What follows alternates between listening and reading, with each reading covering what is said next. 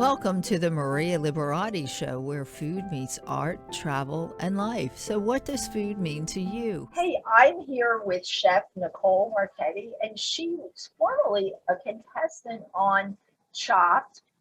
She also has celiac disease, so she's going to help us with, it's Celiac Awareness Month, as we've been talking about gluten-free recipes all month, and she's going to share with us some great tips and recipes.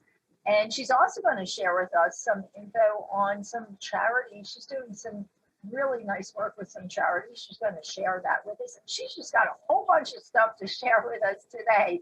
Nicole, thank you so much for being with us today. Yes, thank you so much for having me. Thank you. Nicole, why don't you just tell us, I know people always like to hear, a little idea of your background and how you got into being a chef. Oh, for sure. Yep. So I like to say my story started very young. When I was 10 years old, I was making the toast at my mother's work. She was a waitress on the weekends. She helped out. So I helped out on the weekends, and I would make toast. So that's kind of where I started in the kitchen. Was 10 years old, making $20 a day, which was pretty cool. And then, I moved up. As I went along. I did food running, I did busing, I did serving tables, and then I finally got into the kitchen. So that kind of is where it started. My father was always very big on family meals, making sure that we always sat down and we ate together. Saturday nights were like his night. He would always make steak and or I call it his famous potatoes. I don't know how he does it. I still cannot replicate his potatoes to this day. Although I try very hard. I can never make them taste like he does. So really it just started at a young age and just loving food and just getting into it and, hands first. That's great. Thank you for sharing that. So tell us, before we get into celiac and all, tell us, because I know everybody always wants to hear. I know you told us you were on Chopped back in 2013. Is that right? Yes. So I appeared on food. Oh, yeah. Sorry, go ahead. I appeared on Chopped in 2013. It actually filmed in 2012, December of 2012, and then it aired June of 2013. So it's a very long day. If anyone ever says anything about Chopped, it's a very long day. It starts at 6 o'clock in the morning, and we were there until about 9, 10 o'clock at night. Oh my gosh. So yes. People think it's fun to be on Chopped. It's fun, but really hard work. It's a very long, like I said, it's a very long day. Well, that's great. And thanks for sharing that with everybody so they know what it's really like. Yeah. So I know, Nicole, you have celiac disease, so I know you have to be aware of eating gluten-free, I guess, and all of that. So I'm sure you have some tips or recipes too you can share with my listeners for Celiac Awareness Month. Oh, for sure. Yeah. So I'm a big fan of gluten-free oats. I love oats. I love oatmeal. I love baking with it. I love cooking with it. So like my one big thing, because I'm also very into making not so healthy food healthier in a way. So my big thing that I like to do is I always like to grind down oats and use that kind of as like the breadcrumb for, say, like a turkey meatball or a chicken meatball. I'm at work, so you have to excuse my coworker. That's okay. Grinding that down. So actually last night I actually made turkey meatballs for my family. And what I do is I take ground turkey and I grind up oats and I use that as the binder in it, along with some egg, and then your traditional like Italian seasonings and all that other fun stuff, Parmesan cheese. That's one of my big things. I've coated chicken for my daughter. So I have two kids. I have a son and I have a daughter. So my daughter absolutely loves chicken nuggets. So I'm always trying to reinvent the wheel with it for her. I'll do like an oat crust on a ground chicken nugget that I make in house. So that's great if you have kids. That's a great one to do. Yes. Another great gluten-free recipe that I love, it kind of goes in a completely opposite direction. But I'm a big fan of shakshuka, and shakshuka is a tomato-based dish with peppers and onions and cracked eggs, and then you kind of cook it in a heavy bottomed pan, almost like a cast iron. Yeah. That's probably one of my favorite. It's a super healthy breakfast. And even my daughter will eat it. My daughter's 3, so she's picky. And even she'll eat it. Yeah. So it's very tasty. We'll put some feta cheese on it. And then I'll just use like a toast or a cracker. I'm still kind of perfecting gluten-free naan.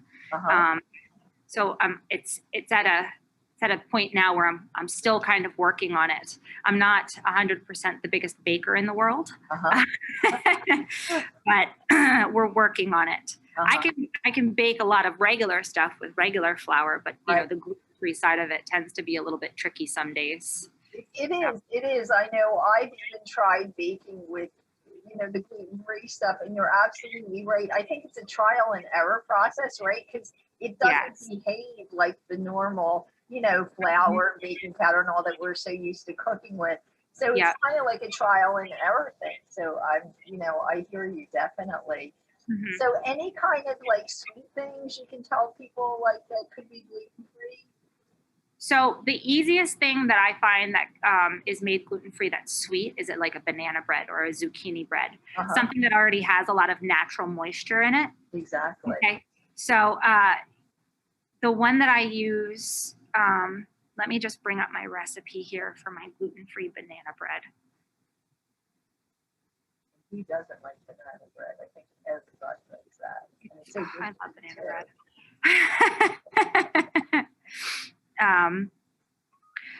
Well, before we get into the actual recipe for banana bread, the different types of gluten-free flours, there's a lot of good ones out there and there's a lot of bad ones out there. One that I'm not 100% dead set I love to use is the Bob's Red Mill gluten-free flour. Kind of leaves a little bit of an aftertaste. The two that I really like is King Arthur flour makes a gluten-free flour. It's like an all-purpose flour. That one's really good. And then Cup for Cup, which is actually a side business or a Bouchon Bakery, which is Thomas Keller's restaurant, the French Laundry.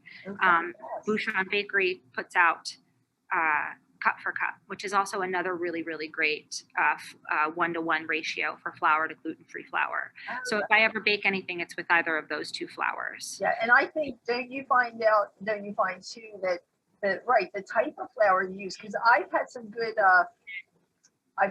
results with King Arthur gluten-free flour. Yeah, that's probably my favorite. I just did a coffee cake. It was real. Everybody just loved it, and it was gluten-free with the King Arthur gluten-free flour, because I had a guest that was coming over that had to eat gluten-free. So I'm like, what can I make that everybody will like?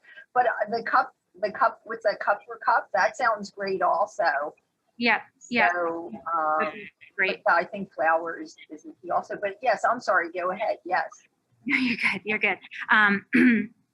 So out of everything, those are the two that I always recommend, especially if you're not used to mixing your own flours, because you can get heavily into buying a whole bunch of different types of flours and then mixing your own, depending on what you need. But if you just want a regular all-purpose flour, those are the two that I always highly recommend. Yes. They're just super easy to work with. But a lot of the times, those two flours are the ones where I can take a normal recipe or a recipe that just has regular wheat flour in it, and then just toot out either one of those flours and it comes out fine. So there's no like, oh, well, it didn't rise, or it didn't do this, it didn't do that. They work very well. Anyway, so this is my gluten-free banana bread recipe. So I take 2 cups of all-purpose gluten-free flour. Like I said, either the King Arthur or the Measure for Measure. 1 teaspoon of baking soda, a 1/4 teaspoon of salt, a 1/2 cup of unsalted butter, 3/4 of a cup packed light brown sugar, 2 large eggs, 1/3 of a cup of yogurt, 2 cups of mashed bananas, and a teaspoon of vanilla extract. So what I'll do is I'll cream together the butter and the sugar. And then I'll put all my dry ingredients, so my flour, my leavening agents, the baking soda, the salt. Yeah. If you want to throw some cinnamon in it, you can throw some cinnamon in it. Uh-huh. And then after I get done creaming my butter and my sugar together, my light brown sugar, Yeah. I'll add in my eggs, and then I'll add in my mashed banana, and then I'll add in my dry ingredients, Okay. and I'll kind of mix until it's all nice and combined. Uh-huh. I will put it in a loaf pan. I think the one that I have is a 9-inch loaf pan. Uh-huh. I spray it down first, put it into the loaf pan, and then bake at 325 for about an hour. Uh-huh. And it comes out great. Yeah, that sounds really yummy. And again, Yeah. all these ideas, like, 'cause, a while ago, not too long ago, if you were gluten-free, there really wasn't too many choices, right? They were terrible. Even There was nothing.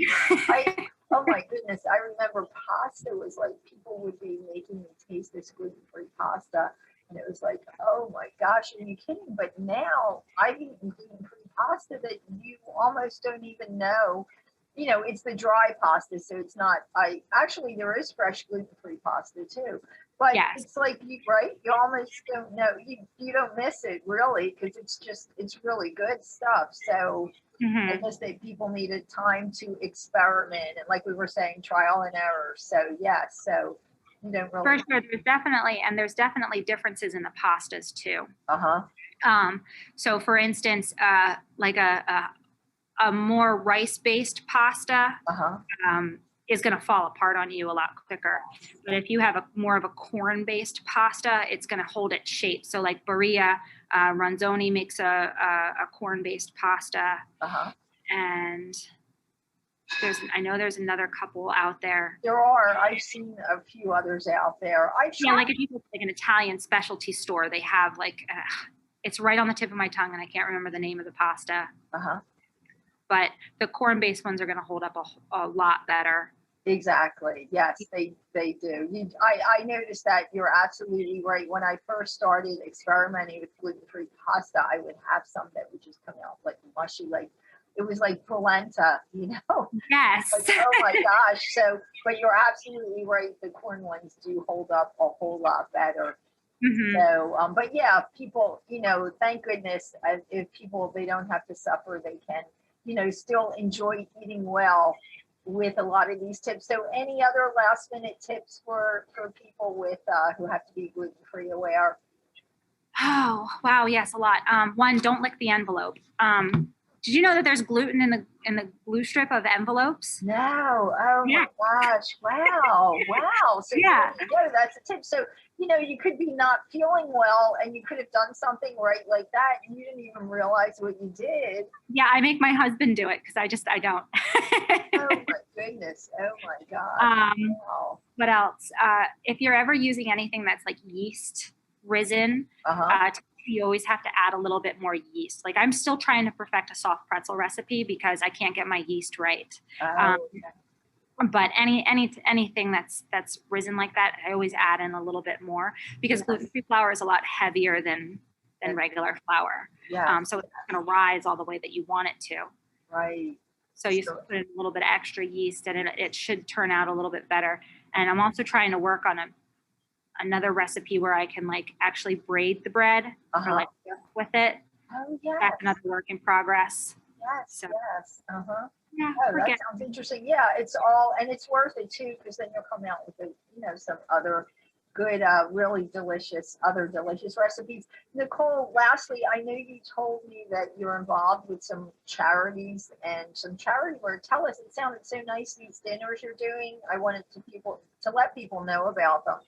Yeah, for sure. So in the area that I live, we have Hospice of Lancaster, who obviously deals with hospice patients and also hospice children, which they do a lot of community work for.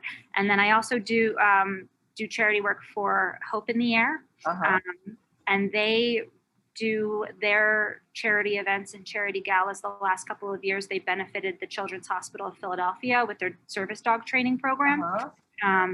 Just funding that and getting service dogs in there for those kids, because that's a way of healing too. So what they do is they auction off a 5-course dinner paired with wine that I create for them, and I'll actually go into their houses. Last year I didn't do any because of COVID, but this year we're finally starting to be okay, and you know, I'm starting to feel okay with it too, going into people's houses and getting, you know, doing the 5 courses. So it starts out, you know, with your amuse, which is just kind of something to get your palate going, and then we go into a salad course, an appetizer course, an entree, and a dessert course, and each one of those courses is paired with a different wine that I get to go out and get for them, and I get to create this dinner for them, and you know, it's great. It's so much fun. You actually go to their house too, isn't that what you said? You go and you do the dinner, like you're there and you're saying it. Oh, that's great. Yeah, I do everything. I bring everything to their house and we do it there. Yep. Wow, that's great. That's great, and it's so nice that it helps. It helps an organization too that, you know, they really need it. Really need it, especially now after this year and whatever, a half, I guess, or something that we had. So that's really nice. Nicole, thank you so much. I'm sure I'll be asking you to come back, and we'll have you. Well, thank you very much. I would love to. Yes, definitely. And thank you so much for being here and sharing those tips. And everybody, do you have a website or anything to tell people to look for? Or I have an Instagram. There you go. Well, that's fine. So yeah. Do you want to tell everybody how to find you on Instagram? Yeah, sure. It's just at Niki. So my maiden name is Mummulo. Niki Mummulo. All right. Thanks, Nicole. So everybody, you can find her on Instagram. All right. We'll be talking to you. Thanks, Nicole. Take care. Thank you.